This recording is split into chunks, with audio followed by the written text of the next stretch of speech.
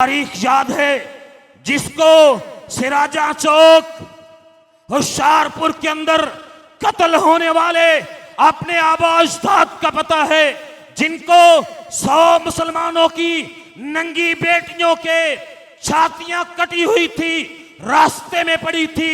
रावी रंगीन था, सतलुज का पानी रंगीन था, प्यास के अंदर खून था।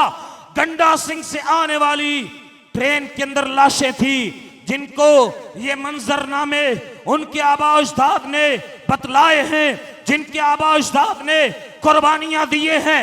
नजरिए की बुनियाद के ऊपर, ज़राअत के लिए नहीं, आलू प्याज के लिए नहीं, हुकूमतें बांटने के लिए नहीं, लूटने के लिए नहीं, बल्कि एक नजरिए के लिए कुर्बानियां देके ये वतन अजीज लिया गया।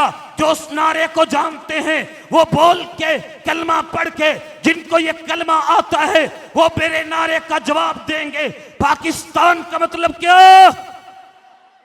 तो इस नजरिए के तहत ये रियासत हासिल की गई थी।